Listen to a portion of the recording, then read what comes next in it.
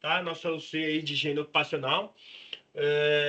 Termina dia 4/9. Então, a gente ainda tem compromisso de mais uma aula na semana que vem. Só um plantão de dúvida, né? Mas eu quis trazer essa aula de Uhum. complemento hoje um pouquinho diferente, né? Para fazer algo interativo, mais legal com vocês, né? A aula onde a gente vai rever alguns conceitos, tá? Alguns conceitos que a gente teve ou foi falado aí ao longo desses nossos dias aí nessa matéria, tá? Na aba videoaula, nós temos a aula da semana passada, dia 5, plantões de dúvidas e todas as outras aulas lá relativas a SAP, né? Então, tirando aqueles plantões de dúvidas ou aquele período lá que nós tivemos o recesso, as férias, tá? Nós temos 7 aulas gravadas aqui para vocês, tá ok? E aí, gente, Ok. aqui a gente passa. Vocês podem tirar dúvidas, tá? Não tem problema, não. Vocês podem tirar dúvidas aí e perguntar aí referente à SAP. Já entregou todas as atividades, ô Lídia? Não, falta a última ainda. Falta a última, que é a SAP número 3 que fala lá Isso, da câmera frigorífica, né? Do caminhão. isso. Aham. Tem a numeração das aulas lá gravadas também, tá? Você quer perguntar alguma Ah, coisa tá. dessa aula? Não, tá tudo Tranquilo? tranquilo. Então, a gente vê alguns conceitos ao longo do curso aí, em relação a riscos, né? Em relação também à NR15, lá que trata das insalubridades, né? Ruído, calor e frio, né? Que foi a última. Uhum. E aí, eu tenho esse slide aqui, ó, deixa eu até projetar aqui para vocês, tá? Para gente para a gente falar algumas coisas ali em relação à segurança do trabalho, né?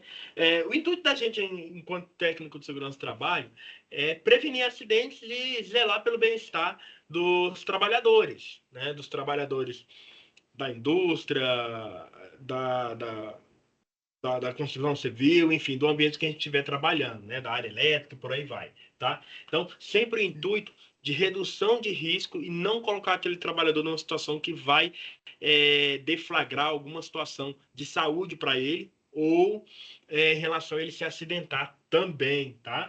E aí, baseado nisso, a gente Uhum. precisa compreender alguns diferentes tipos de riscos e aquela escala, aqueles parâmetros lá dos riscos também. Além de outras situações que vão dar embasamento, né? E tem muita ligação e são inerentes aí, por exemplo, às questões de insalubridade, ou até mesmo de questões de periculosidade, que a gente não trata dentro dessa nossa UC, mas também entra um pouquinho, ok? Então, para a criação de um ambiente seguro e produtivo, é essencial a gente ter esses cuidados aí, né? Então, vamos ver questões aí do PGR, que são algumas coisas que a gente falou ao longo do curso, ou tem dentro da apostila, LTCAT, risco químico, físico e biológico. A gente, dentro das atividades, trabalhou apenas com os físicos, né? Então, Uhum. passando aqui o... Oi? Não? Tranquilo? Falei, aham, tá tranquilo. Em relação a isso, a gente tem a questão aí envolvendo o nosso PGR, tá? Então, o nosso PGR, deixa eu pegar uma marca-texto aqui. Caneta não, marca-texto, isso. O nosso PGR aqui, ó, que vocês estão vendo aqui, ó, tá? O que é o PGR, né? Falamos e falamos algumas vezes, a gente ainda tem algum tipo de dúvida aí. PGR é o Programa de Gerenciamento, né, de Riscos. É um documento essencial, né, para a segurança do trabalho e para o SESMIT, tá? Ele analisa, controla os riscos presentes, né, em um determinado ambiente laboral ou de uma determinada atividade, ok? Ele está instituído ali pela NR1, tá? E a NR9 vem dar esse amparo lá quando traz os riscos, ok? Certo? Ok, Então, é certo. elaborado sempre com base num estudo detalhado do processo de trabalho, através de análises, que a gente vai ver no futuro aqui dentro dos slides, de análises qualitativas e quantitativas, tá? Então, a gente tem esses dois tipos de análise aí, análise qualitativa e quantitativa, tá? Com base nesses estudos, tá? E nas atividades que são desenvolvidas, a gente faz ou não a recomendação aí de equipamentos de segurança, EPIs ou EPCs, ok? Além da questão de recomendar materiais, ferramentas, entre outros, como é o exemplo, por exemplo, da NR10. Na NR10, há uma recomendação até do tipo de ferramenta que tem que ser utilizada dentro daquele setor que intervém com a eletricidade. Então, ele é muito abrangente, ele cabe em várias, né, empresas, né? Claro que vai depender de um dimensionamento, tá? E dos materiais aí que vão ser manipulados dentro do ambiente. É um documento dinâmico, vivo, ele não é um documento, como que eu vou dizer para vocês, que você faz ele uma única vez, deixa ele lá parado e ele é estático, ele não vai mudar nunca. O que está lá é preto no branco, não tem atualização, não é assim que funciona. Ele é um documento vivo e dinâmico. Ou seja, ele deve ser constantemente atualizado para acompanhar as mudanças das atividades, dos processos, dos riscos ou característicos no ambiente. De repente eu fiz, né, na minha empresa, eu tenho uma planta lá, e aí era um determinado tipo de máquina que fazia um empacotamento, sei lá, de arroz. Tá? E aí, Hum. de repente, pelos processos, pelo tempo, pela modernidade, aquela máquina ela é necessária de, por exemplo, ser atualizada, ser trocada por uma outra máquina. Muda-se a máquina, muda o tipo de equipamento, talvez mude os riscos. Ou seja, vou ter que passar por uma nova avaliação, né, desses riscos aí e talvez ter ou não que atualizar o nosso PGR, ok? O objetivo é prevenir, tá aqui o objetivo, ó, prevenir doenças e acidentes ocupacionais relativos à saúde e segurança do trabalho. Tá? Conteúdo. O PGR deve conter informações detalhadas sobre os riscos identificados e as medidas de controle, além de procedimentos de emergência, planos de ação para eliminar ou minimizar riscos. Então, eu cheguei na empresa, vou começar a trabalhar, ou já trabalho há algum tempo, ou vou mudar de setor. Onde que eu vou saber que risco que tem na empresa? O que foi levantado? O que tem de laudo? Que EPI que tem que usar? O PGR vai me dar essa diretriz, vai me dar esse mapa. Aí, a partir do momento que eu vejo que o conteúdo dele não condiz com a realidade, vou buscar atualizações. Ok? Então, esse é o tal do PGR. Ele embasa muita coisa. A gente vê aqui nas nossas 3 atividades, turma. A gente vê falando aqui do risco físico, da vibração, né? Da questão do calor dentro das padarias lá, da questão do frio, né? Temperaturas baixas lá, oscilação muito grande de temperatura, menos 10 para 37 no ambiente externo. Nós estamos falando de riscos que deveriam ter sido levantados antes do início das suas atividades, antes de colocar as pessoas para trabalhar, né? E aí, se houve alguma mudança ao longo do tempo, trocou de caminhão, mudou o risco, está tendo alguma situação atualizada. Então, lá no PGR vai falar, olha, o trabalhador que entra lá na câmara fria, lá do caminhão, é o ajudante. Pô, não vai falar isso, né? Que vai usar a linguagem técnica, mas que a gente fala popularmente como o lombador.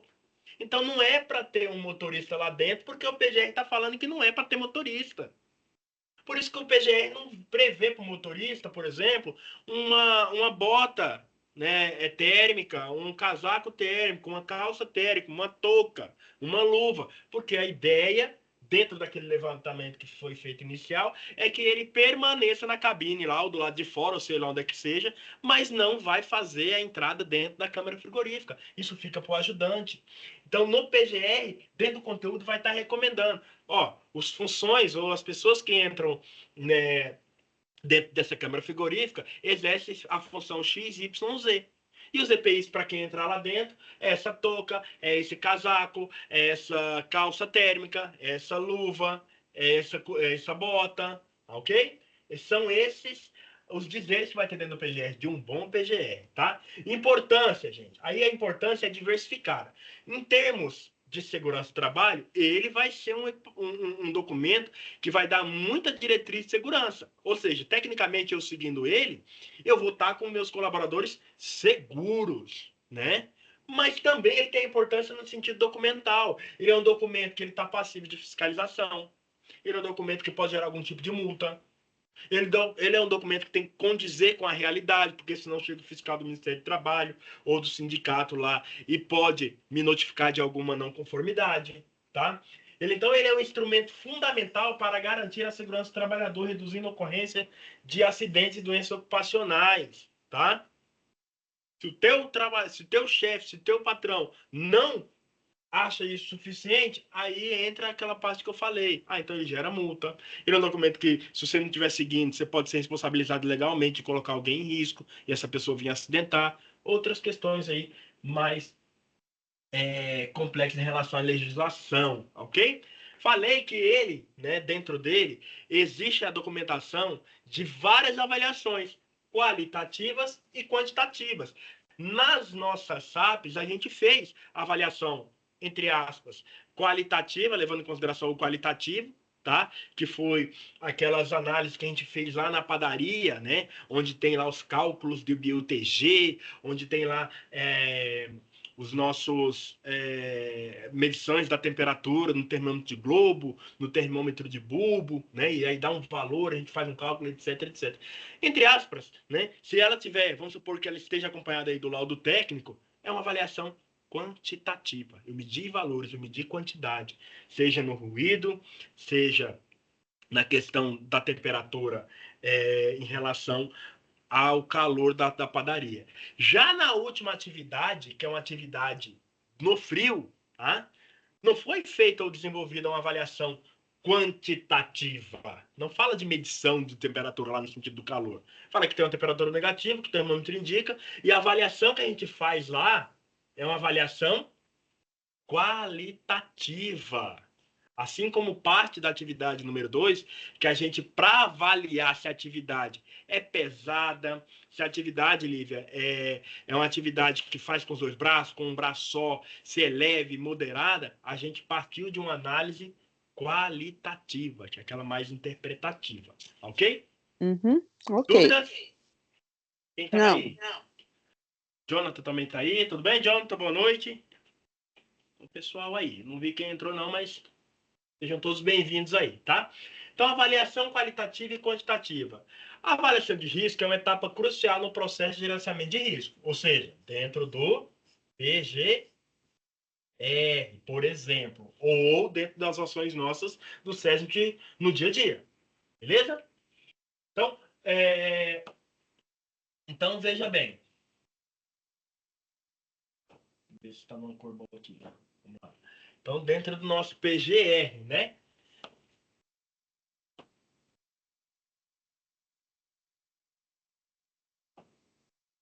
Isso, dentro do nosso PGR. Então, vamos lá. Avaliações, né? Envolvem a identificação, tá? E análise de riscos, além da sua avaliação e a probabilidade de ocorrência. E das consequências potenciais que esses riscos podem trazer para os trabalhadores. Existem dois tipos principais de avaliações: qualitativa e quantitativa. Tá? São os dois tipos. Sendo que a avaliação qualitativa é uma análise subjetiva. Lembra lá da gente interpretando lá para ver se a atividade é leve, pesada, moderada? Uma análise subjetiva dos riscos, utilizando critérios como alto, médio, baixo, para classificar a probabilidade de ocorrência e consequências potenciais daquele risco. É um método mais simples, mais rápido, ideal para identificação de riscos de forma inicial, ok? Já a avaliação quantitativa, ela parte de algo mais complexo, né? Então, ela parte de algo um pouquinho mais complexo. A avaliação qualitativa, por sua vez, é uma análise com mais precisão.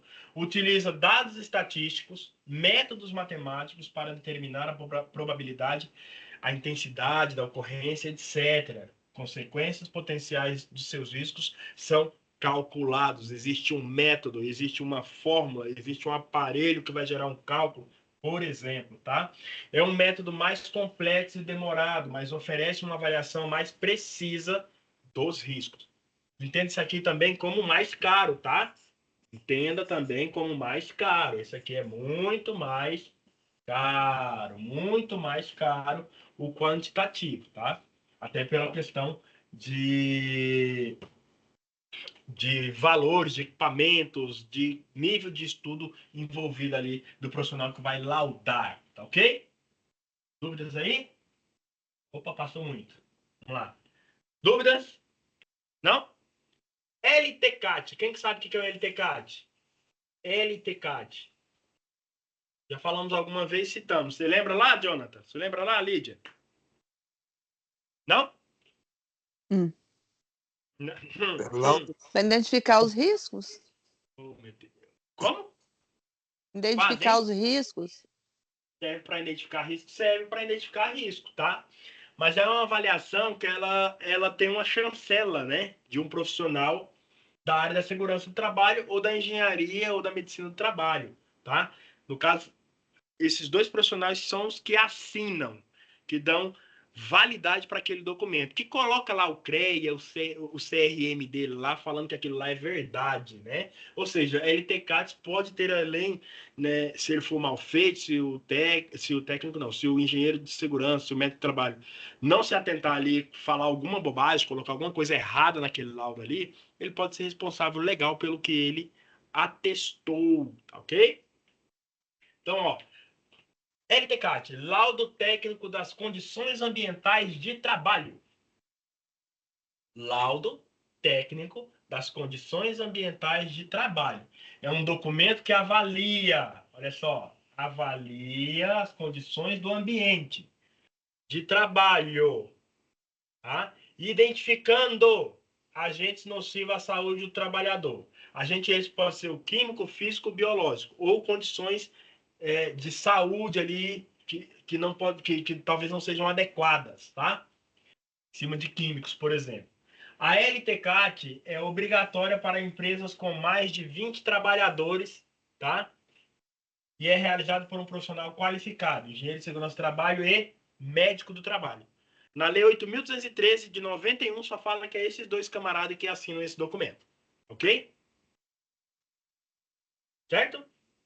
Então, a empresa tem 20 funcionários, mais de 20. Tá? Os laudos ali dentro dos riscos ambientais ali tem que ter acompanhamento dentro do PGR de um laudo chamado o quê? De um documentinho chamado o quê? LT? LT? Me ajuda, não travou não. Tô querendo que vocês completem. LT o quê? LTCAT. LTCAT. Então, passou de funcionários, qualquer avaliação quantitativa tem que ter ali o LTCAT. Tá? A gente pensa muito nos riscos lá, que a gente viu lá do ruído, a gente pensa muito na questão da temperatura lá, do termômetro de bulbo, mas, por exemplo, pode ser um LTCAT de uma condição ambiental de uma linha de vida. Né? Se eu tenho um trabalho em altura na minha empresa e vai passar um cabo de aço, vou falar para vocês que é uma linha de vida. Um cabo de aço que está instalado lá, onde eu vou chegar com o meu cinto, pá, engatar ele lá naquele cabo de aço, que a gente chama de linha de vida, e ele não vai deixar eu cair. Então, se eu me soltar lá, eu vou ficar pendurado. Existe um LTCAT daquele equipamento ali de proteção coletiva falando o seguinte, por parte do engenheiro. Entre outras palavras, não vou ser muito técnico aqui no exemplo. Mas fala assim, olha só, José, fica tranquilo. Conecta os teus cintos lá e se cair, eu estou garantindo que essa linha de vida funciona.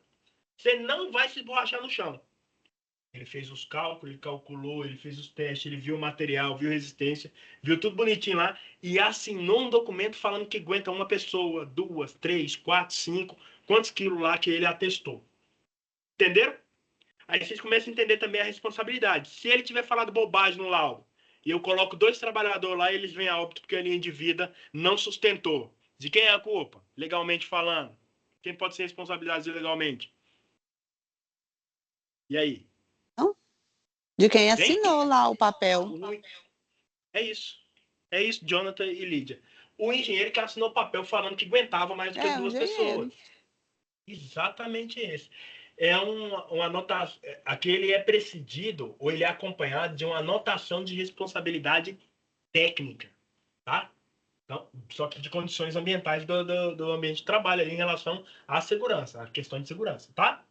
Objetivo da LTCAT: identificar riscos ocupacionais, fornecer subsídio para a elaboração de PGR, né, o antigo PPRA, e também do PCMSO, tá? RTCAT descreve condições ambientais de trabalho, agentes nocivos à saúde dos trabalhadores, riscos identificados, medidas de controles recomendadas, tá? É fundamental para a proteção dos trabalhadores, garantindo a implementação da medida de controle adequada e os riscos ocupacionais. Certo? Beleza? Outro conceito que a gente viu bastante foi a questão da insalubridade. Insalubridade é a condição de trabalho que expõe o trabalhador a agentes nocivos à sua saúde. Por exemplo, ruído, calor, frio, radiação, vibração, tá? Agentes químicos, biológicos e outros fatores que possam prejudicar a saúde desse trabalhador dentro da empresa, tá? É considerado um risco ocupacional que pode causar doenças, agravos ao trabalhador. Então não pensa só lá no ruído, não. Eu trabalhei, na época da pandemia, eu estava trabalhando aí, prestando serviço para Unimed, aqui em Goiânia, tá? Eu ganhava 20% de salubridade, porque a gente estava num tempo ali onde saiu a resolução que qualquer pessoa do setor de saúde, devido à carga viral lá do Covid e de outros agentes biológicos, fazia jus ao adicional de insalubridade sobre um salário mínimo. Então não é só a questão da vibração, do ruído, isso não é só agente físico, não. O biológico também, vírus, bactérias, pessoal que trabalha em setor ali de saúde, por exemplo, que trata tuberculoso, trata de doenças virais aí, laboratórios, todos eles ganham, recebem salubridade por conta desse agente biológico ali presente, tá? Vai causar doença. Então, na época lá, o Covid é o melhor exemplo, né? Pô, tava trabalhando no hospital, o que mais atendia lá era pessoas com Covid. Tem chance de eu pegar Covid e morrer, ficar doentado, ficar de cama, ficar lá naquela quarentena? Tinha ou não tinha? Tinha. Tinha. Então, pode prejudicar a minha saúde, tá? Então, parece que é legal receber 20% a mais, mas ali é como se você estivesse trabalhando num ambiente um pouco mais prejudicial à sua saúde. Um pouco mais não, com certeza prejudicial à sua saúde. Ok? Em relação à insalubridade, identificação de riscos é essencial. Identificação de riscos insalubres é crucial para a proteção do trabalhador. Se eu não sei que risco tem, como é que eu vou recomendar o EPI? Como é que eu vou recomendar uma máscara? Se eu não sei se ali tem alguma carga viral. Hã? Então, é essencial saber o que tem. O RTCAT, então, é o documento que vai identificar o agente insalubre presente no ambiente de trabalho em quantidade, em volume, enfim, vai depender do agente, tá ok? Medidas de controle também são essenciais aí. Após a identificação dos riscos insalubres, as medidas de controle devem ser implementadas para reduzir a exposição do trabalhador. Essa medida pode incluir equipamento de proteção individual e medidas de proteção coletiva. Em determinadas situações, a utilização da medida de controle faz com que o ambiente deixe de ser insalubre. Ok? Mas aí eu tenho que monitorar o uso desse EPI. Beleza? Adoção dos EPIs. O uso do EPI é fundamental para a proteção do trabalhador dentro do ambiente insalubre. Os EPI devem ser adequados ao tipo de risco e a quantidade ou a intensidade dele, ao volume daquele risco. Ok? Fica claro isso na atividade lá do ruído. Se eu estou num ambiente que dá 100 decibéis, o EPI tem que ser um abafador ou um plug? Sim, mas ele tem que diminuir a quantidade daqueles 100 decibéis para eu deixar o trabalhador trabalhando ali pela quantidade de tempo que ele tem que trabalhar, que são no mínimo 8 horas de serviço. Né? Nenhum patrão vai contratar aí, na grande maioria das funções, a pessoa para trabalhar 4 horas, 2, 3, tá? 8 horas de serviço. Esse é o padrão. Ok? Vou rodar um pouquinho aqui. Oh. Certo? 4. Não funcionou a adoção do EPI, não foi suficiente. Não foi suficiente a medida de controle. Pagamento do adicional de insalubridade. O trabalhador exposto à condição insalubre faz jus a esse adicional, que a gente já viu que tem várias escalas. 10, 20 e 40% de insalubridade, tá? Quando é o caso. Limites de tolerância. A gente falou também, foi algo que a gente martelou algumas vezes aí durante a nossa SAP. O limite de tolerância é a concentração, tá, permitida em relação ao agente físico, químico ou biológico.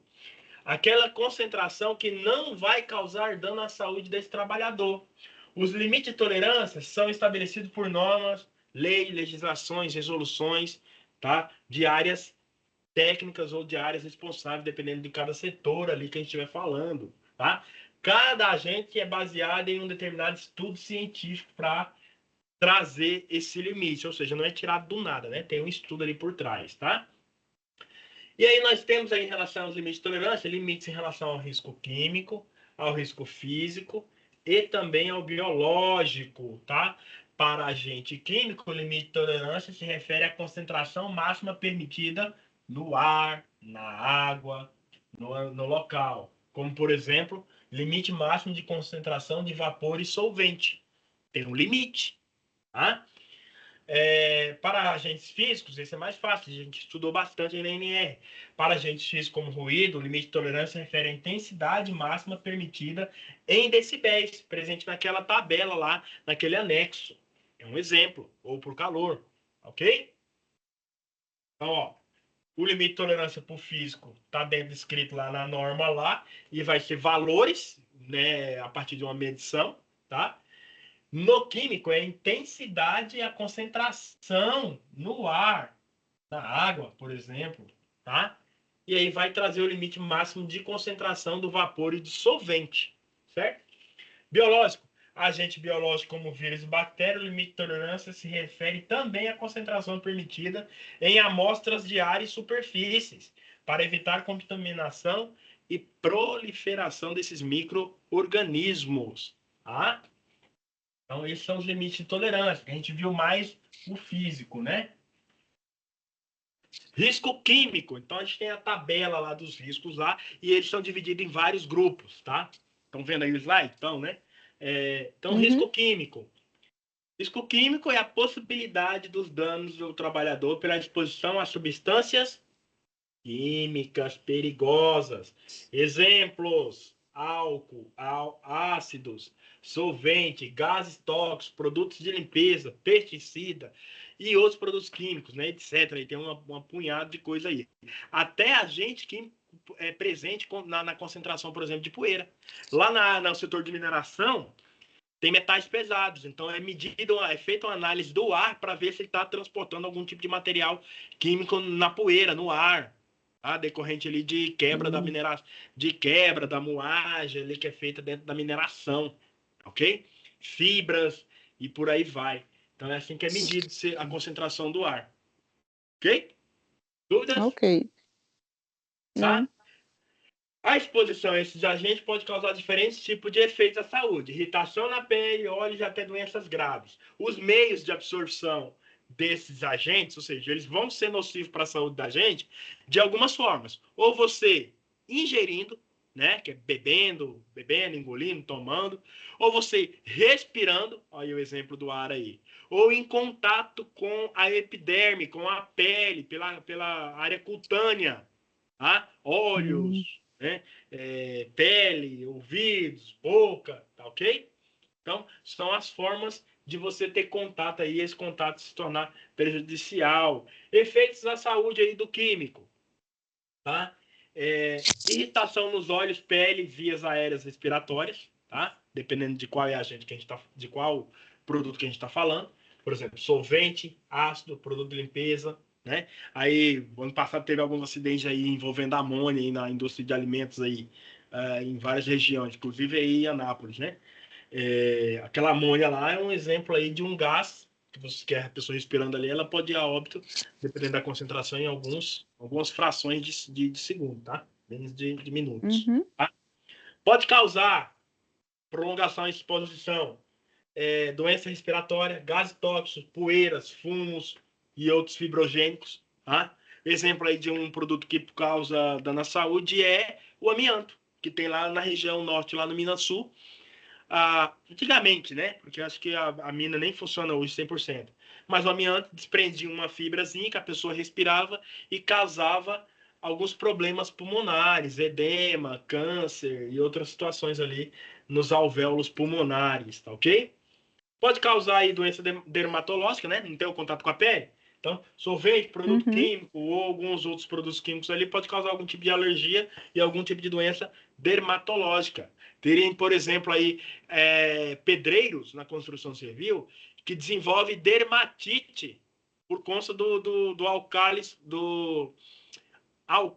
cáustico, né? Que é por causa de cimento, né? Traduzir aí para vocês entenderem. Por causa do pH do cimento lá, dele ser um pouco É, ele tem um corrosivo, pozinho, né? ser alcalino, exatamente, cal, cimento. E aí tem gente que desenvolve dermatite, alergia severa na mão, no braço, né? Da coceiras ali, só de encostar no cimento. Só por Credo. conta da poeira de cimento. Oi? Falei, Perguntas? credo. Sim, Não? sim. Não tenho foto aqui, mas tem dermatite por contato. No finalzinho eu mostro um dermatite para vocês aí. Câncer, Tá bom. asbestos, benzeno, compostos orgânicos voláteis e outros produtos químicos aí podem causar também câncer. Então, benzeno tem aonde, por exemplo? Quem sabe onde é que tem uma concentração de benzeno, que é cancerígeno? Hum. Você tem moto, Lídia? Carro? Não, Nem tem. esposo? Carro. Carro, né? Você tem carro aí, Aham. Jonathan? Ou moto? É moto. Moto. Quando você vai abastecer no posto de gasolina, você coloca gasolina ou álcool, enfim, ou diesel no veículo lá, né? Dependendo de cada veículo, Aham. né? Existe uma concentração de benzeno ali na gasolina. E aquele benzeno, para você que abastece, tá de boa. Para o frentista que trabalha 2, 3, 4, 5 anos lá, ele pode desenvolver um câncer, tá? Por conta do benzeno. Sai no Porque é uma ar? substância cancerígena. Oi? Ele sai no ar quando ele tá lá abastecendo? Ele vai evaporando e você respira. Ai, Pra nós que credo. tá lá Então no eu tenho que carro, usar na moto máscara, lá, ué. pra gente que tá na moto, no carro lá, tá de boa. É uma vez ou outra, uma vez por semana que a gente vai, né? Uma vez por dia, não, Aham. porque acho que ninguém tem tanto dinheiro pra abastecer todo dia, é, Uma vez por mês. mas pra ele lá, ele tá o tempo inteiro, ó. Põe a bomba lá, cheira. Põe a bomba, cheira. Porque o vento, o vapor vem, né? Aí ele pode ter uma E eles concentração não de usam benzeno que a máscara? maioria não usa máscara e ao longo dos anos aí ele Não. pode desenvolver um câncer, tá? Isso é fato. Professor, Hum. Oi, pode falar. no caso aí, essa questão dele estar em contato direto lá a todo momento, é mais pela exposição do tempo, né? Que aí vai Isso, gerar também para ele perfeito. essa. A exposição e a Isso, concentração que ele fica exposto é diferente de isso, você que eventualmente diferente, passa por lá, isso, exatamente. ok? Gente, a mesma lógica do aparelho de raio-x, né?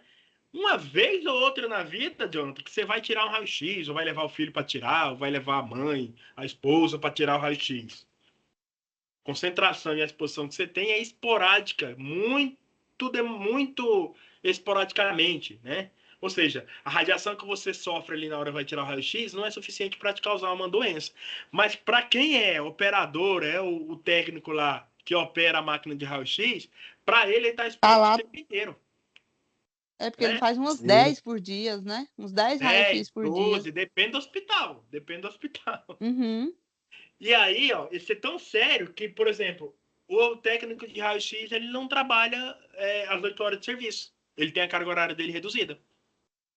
É mesmo. Ele tem Acho a que é carga 4 horária dele horas, não é? 4 horas, porque tudo que ele passar diariamente dessas 4 horas pode causar algum tipo de câncer, algum tipo de doença É nele. 4 horas só por dia. Fala câncer só para dar mais medo, para a pessoa entender que o negócio é sério. Mas outras doenças também, fertilidade no homem, um monte de coisa.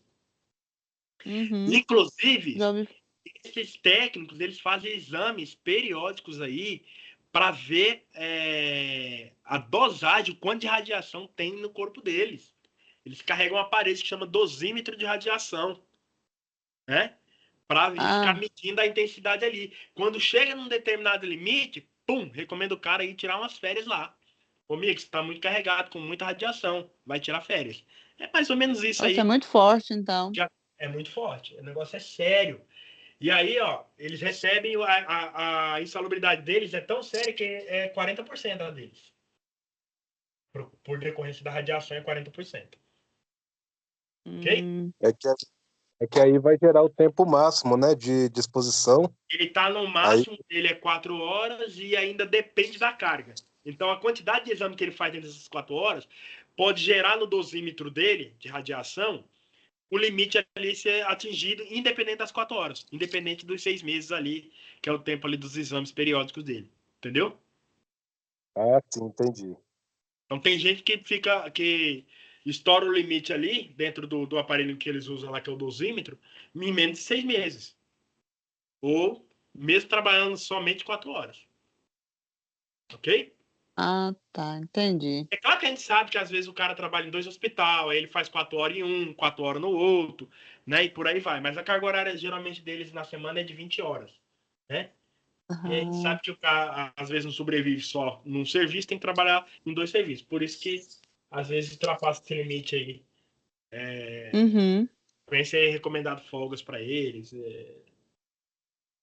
folgas e férias, né? Ok? Para dar uma descarregada. Literalmente é isso. Radiação é isso, né? Como se você sofresse uma Ah, carga muito nociva de composto aí radioativo. Ok? hum, ok. Do químico, ok, né?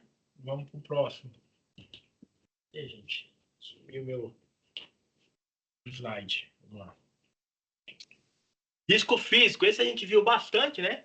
É a possibilidade de dano à saúde em relação a agentes físicos como ruído, vibração, temperatura extrema, radiação, pressão anormal, entre outros, tá? Esses agentes podem causar diferentes tipos de efeitos à saúde, né? Como, por exemplo, perda de audição, né?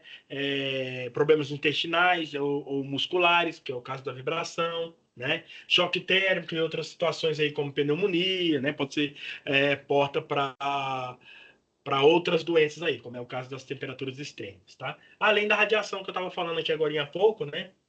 Que não necessariamente é um químico, tá dentro do físico, mas foi só para dar um exemplo, né? O benzeno é químico, a radiação vai ser no físico lá, que são as exposições a raios X, né? Raios gama de radiação, né? E até mesmo radiação ultravioleta pode causar queimaduras, câncer e outros problemas de saúde, tá? Quando fala de radiação, as insalubridades são na faixa dos 40%, tá? Beleza? Vou pular um pouquinho o físico, porque a gente já viu bastante físico, né? Então, acho que estamos craque aí. Biológico é a possibilidade de dano à saúde aí pela exposição de agente biológico. Vírus, bactéria, fungo, parasita, protozoários, entre outros aí, tá? Esses agentes podem causar diferentes tipos de doença, infecção respiratória, infecção bacteriana, doença dermatológica, doença gastrointestinal, entre outras, até levar a óbito, tá ok?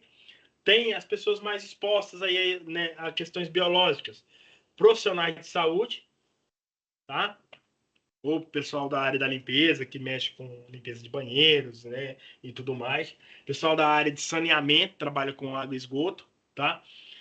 Médicos, enfermeiros, técnicos de laboratório, né? São alguns exemplos aí de pessoas expostas, ok? Trabalhadores rurais também, tá?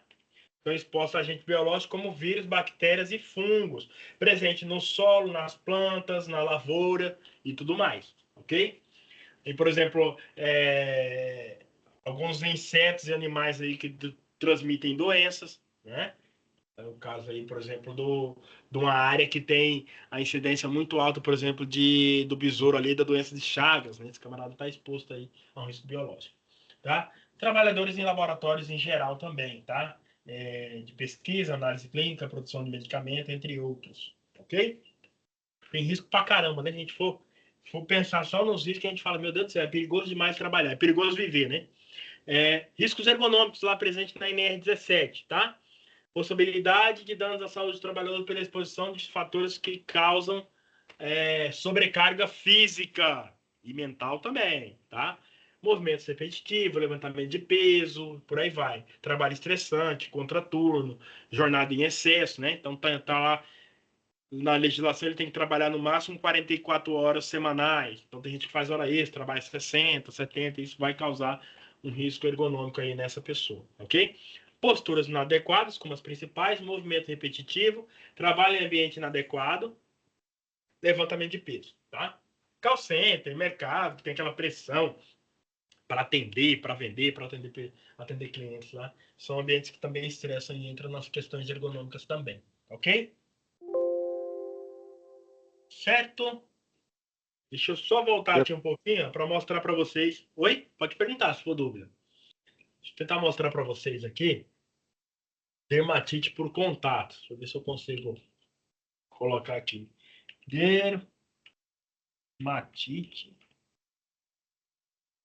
pedreiro. Aparecendo? Tá. Escrevi errado, mas vai corrigir, fica tranquilo. Então, imagens aqui, ó. Tá vendo aqui, ô Lidiane? Você perguntou? Nossa. Uhum. Cimento. Tá? Credo. Aqui é um pouquinho mais grave, aqui menos severo, ó. Tá? Aqui também, ó, cal, tá? A pessoa perde até a Nossa, olha esse cal. dedo. Esse aqui, ó, né? Hum. É na perna. Isso é dermatose ocupacional, tá? Dermatite não, dermatite é inflamação, né? Dermatose. Ok? Olha lá. Por conta da alvenaria ali, ó. Não, Tá? só essa do cimento. Então, gera aí problemas neste sentido, ok? Olha lá. Ok. Vários aí. E esse aqui é contato químico, ó. Então, esse pedreiro aqui, ó. Pedreiro aqui, ele não tá usando aí. Cadê, gente? Tem o cara aqui, ó. Esse pedreiro não tá usando aqui. Qual EPI aqui, ó? Que ele deveria estar usando aí pro químico As aí. Ele não tá luvas. usando. Luva de quê? De pano? Luva. De borracha? De borracha, de latex. Tá? É. Então, vai gerar aí essa alergia nessas pessoas aí, ó. Por Olha conta esse do braço. cimento, do cal também, tá? Que tem várias aqui, ó. Tá? Então, é sério. Você não sabe se é alérgico ou não, aí dá esses problemas aí, tá? Uhum. Dosímetro que eu falei aqui, ó. Dosímetro. Radiação. Aqui, ó. Esse aparelhinho aqui que aqui tem um técnico aqui, ó. Esse aparelhinho aqui, ó, só para ficar um pouquinho maior para vocês verem, ó, tá? E aí tá aqui o técnico utilizando, ó. Parece um crachá lá ou um relógio, ó. Ele utiliza Aí lá, ó. tem no dedo. Não, então, Aí põe no aqui são vários braço. modelos, entendeu? Aqui Ah, são vários tá. modelos. Tem um que é tipo crachá, tem um que é tipo um anelzinho lá, que aí manda um sinal lá pro computador, e tem outro que é parecendo um Aham. relógio, né? São vários É. modelos que tem. É só para você entender que é um medidor ali de concentração de radiação que esses técnicos que mexem com raio-x, né? Ou médico de radiologista utiliza, ok? Tem que usar direto. Aham. Chama dosímetro de radiação ou radiômetro, tá? Radiômetro. Então dá os valores Raio-X lá, ou tem a beta. concentração semanal, mensal, aí depende aí do controle que está previsto dentro do PGR, tá? O controle que tem dado é o PGR. Uhum. Beleza? Ficou algum outra imagem? Beleza. Você não lembra? Ok, esse aqui é tipo um pendrive, ó, tá vendo? Aham. Ficou algum outro sem falar? Um outro exemplo Não. lá? Ah, o benzeno. Esse vai ter benzeno aqui. Sei. Ah, não, só tem o benzeno posto de gasolina. Então, ó, pegou a bomba lá, ó, para você tá de boa, mas para eles lá pode causar algum tipo de doença. Benzeno é veneno. Deveria usar luva, deveria usar Máscara aí, ó. máscara lá. Então atinge, ó, pulmão, fígado, medula óssea e sistema nervoso. Medula óssea que a pessoa pode desenvolver aí um câncer medular, né? No sangue ali. Ok? Vocês Ok. sabiam que é por isso que tem alguns países que não tem frentista? Uai, como é que abastece? É um dos. A pessoa abastece por conta. Porque daí a exposição dela é Ah, muito esporádica, entendeu? Você falou para mim, não, professor, eu vou ah, uma vez por semana no posto, uma vez por mês. Seria a sua exposição, é diferente de ter o frentista. Então, para alguns países faz é. sentido aí não ter aí o. Até mais seguro não ter o frentista. figura do frentista. Frentista. Entendeu? Alguns países da Europa, Estados Unidos também, Canadá. Você mesmo que se serve lá, porque aí você esporadicamente vai ser, quase nunca vai estar sempre exposto aí a esse risco. Não é todo dia que abastece. Oi? Não é todo dia que abastece. Não é todo dia que abastece, o camarada não, ele compra lá 8 horas todo dia, ou então 12 por 36, que é pior ainda, né? Trabalha um dia 12 horas e descansa o outro, né? Então é nesse sentido, tá? Então, ó, substância cancerígena, tá dentro da portaria lá, 1109 de 2016, tá? É uma substância cancerígena, ok? Eles não recebem insalubridade porque eles recebem a periculosidade, né? A chance de explodir o posto é mais alta do que dele pegar câncer. Então, ele recebe... Eu tô brincando. Não é isso não, gente. É sacanagem, não é isso Não, mas É porque você não pode acumular 2 benefícios ao mesmo tempo. Então, não pode o frentista receber a periculosidade e a insalubridade. Ele vai sempre optar pelo mais alto. E aí acaba que os 30% de periculosidade, em alguns casos, pode ser mais alto, tá? Dependendo do salário. Porque enquanto a insalubridade ela é em cima do salário mínimo, tá? Você pergunta até de concurso. Enquanto a insalubridade é em cima de salário mínimo do nacional, a periculosidade é em cima do salário de carteira. Entendeu? Entendi. Entendeu? Então vamos pensar num salário aí de R$2.000, só para vocês entenderem. Num salário de R$2.000, e aí a pessoa tem a periculosidade e a insalubridade junto. A insalubridade num salário de R$2.000 vai dar 200, vou arredondar que é 1.400 e alguma coisa o salário, tá? Vai dar R$280. Por mês. Por quê, professor? Porque é em cima do salário mínimo. Se for uma periculosidade junto, vai dar 600. Então ele automaticamente vai optar pela mais alta. Então vai optar pela periculosidade. E a outra é 400. E a outra é 400. Não vai juntar as duas. Não, 400 não. Depende da...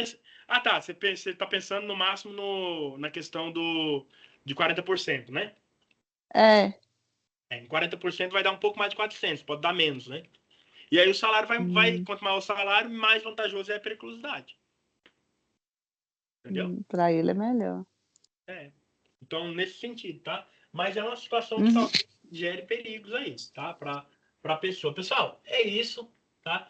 Eu acho que vocês têm todas as informações que a gente poderia passar aqui dentro desta matéria, tá? Daqui a semana que vem uma aula de dúvidas, tá? Então, quem ainda não tiver dificuldade para responder a atividade, entra na semana que vem. Mas enquanto aulas de complemento, acho que quem já tem nota aí, depois que a gente lançar a nota do dia 17, quem já tiver... eu ainda não lancei, tá? A professora não atualizou ainda. Assim que atualizar, ao longo dessa semana, eu já coloco para vocês, tá? Quem tiver nota lá, a ação vai ser o quê? Ver se não está de recuperação. Se não tiver de recuperação, ficar atento que vai ter rematrícula, tá? A partir do dia 5 de setembro, ok? Ah, tá. Ok. Matrícula, a partir de 5 de setembro.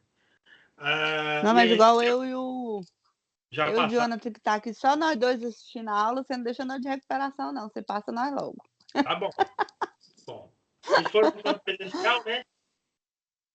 Nós tá presencial toda vez. Pronto, então beleza. Então tem mais chance de passar direto. Eu só tô falando que tem esse processo de confirmar lá a matrícula lá que a gente sempre faz aí. Essa matéria é a última matéria desse módulo específico 1, tá? E aí a gente vai pro módulo específico 2. Qual que vai ser a próxima? Não saiu ainda?